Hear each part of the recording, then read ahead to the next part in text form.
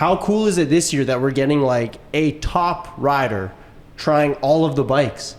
And like, don't you feel like as fans of the sport that we're kind of being robbed of that every year? Like, how cool would that be if every year someone's like contract was up to like see them actually test all the bikes?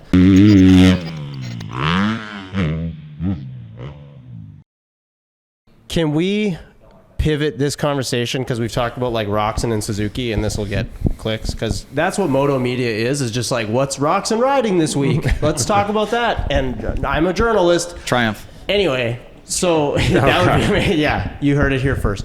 That would be a plot twist. Can you imagine if he's just like, all right, I'm riding for Triumph? I did get word today through the grapevine that Triumph is testing bikes on a supercross track. Dude, that's so cool. That's pretty cool. Yeah.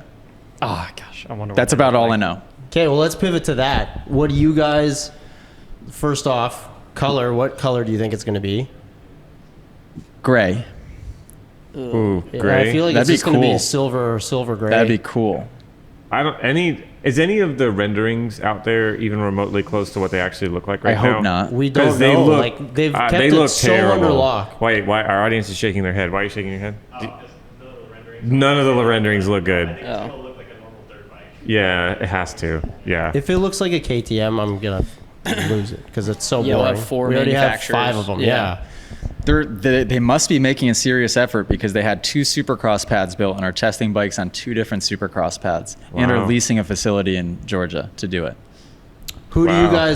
you guys want to just wildly speculate who's going to be on their team first year? Sure. Let's do it. Okay. You just unloaded on me, dude. So then, do you think Did that? anybody see what just happened? Yeah, you got sprayed. We I got in the short-circuited. splash zone. I got splashed. By me? Yes, Oops. dude. We should have brought the oops button. Yeah. Oops. All right, what do we got? 250 guy. So does- Triumph, Oh, 250. Who are they hiring? I like how your YouTube is just auto playing late night show Jimmy intros for like the last 2 hours. Um, 250 so then guy. it has to be a 250 guy. How far in the distance are we thinking this? I'm thinking would, Evan Ferry. I'm thinking because he tested Star and didn't go to Star. He signed with like a one-off Yamaha team. I feel like it's going to be Evan Ferry on a 250. So is Drew Adams in the category, or is he too old? He's PC.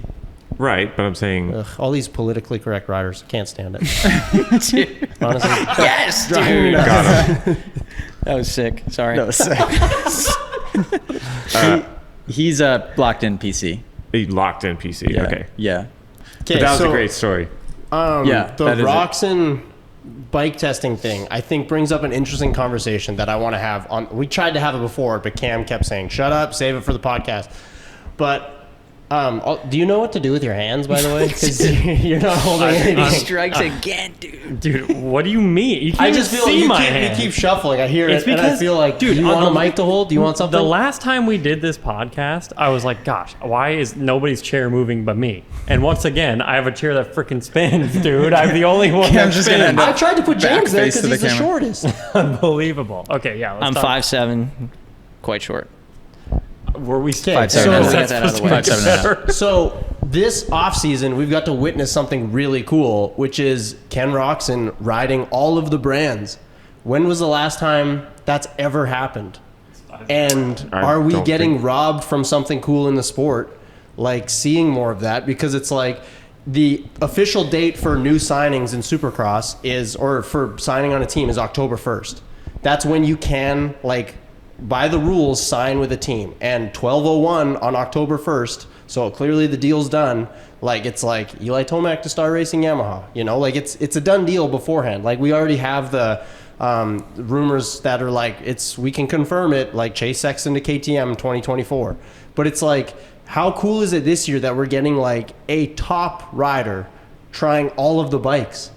And like, don't you feel like as fans of the sport that we're kind of being robbed of that every year? Like, how cool would that be if every year someone's like contract was up to like see them actually test all the bikes? I'm trying to think in any realm of motorsports if that's a thing.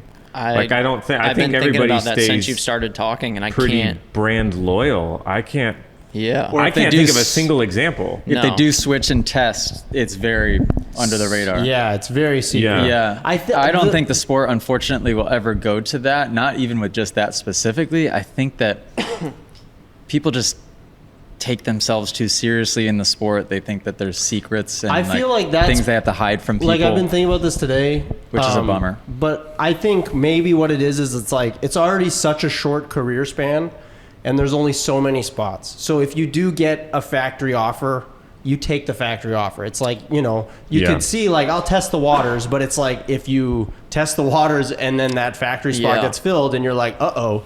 So I get that. So it's like it's rare that this would happen. But it is surprising to me that this is the first time that I can remember it happening like that. The only thing I could think of is in, I can't think of the name of the race organization, like in road racing, where there's like billionaires that have more money than they know what to do with. So like for funsies, they'll just hop into like a full factory race team for Right. like 500 grand for the year. And then they just pop in, they do that, and then they pop out. And like I've seen a couple of those guys, like one year they'll run Porsche and then a Corvette and then this and then that. But that's like the only thing that I can think of. And I think that the common denominator there would be like finances. Yeah. Like, because Kenny's he's probably missing out on a fat check by just doing all this bouncing around He fun is, stuff. But at the same time, he said that he's at a point in his career that he can do this. Yeah. Sure, I'm sure he's financially set, so he can. But that's my point. Like, I don't think Right. unless you're at that level that you could do that. Yeah. I It just is- feel like it's something that like every other sport that people like all the stick and ball sports and all that, like free agency talk is like a big deal. And a lot of times it's interesting. not just settled Yeah. like that. And it's something that the fans can engage with in the off season that gives them something, you know, with our sport, it's wrapped up and done before. It's and really people already- exciting that we get to experience like watching this. Yeah. But for him, it's got to be stressful, no?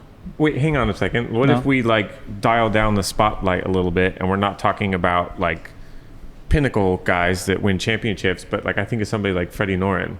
He's hopped around on quite a few different bikes over He's the been years. on Suzuki now. Or even too, A-Ray the right? last few years. A-Ray's been on a lot Yeah. of different bikes. Again, this year he's switching to Blue Crew.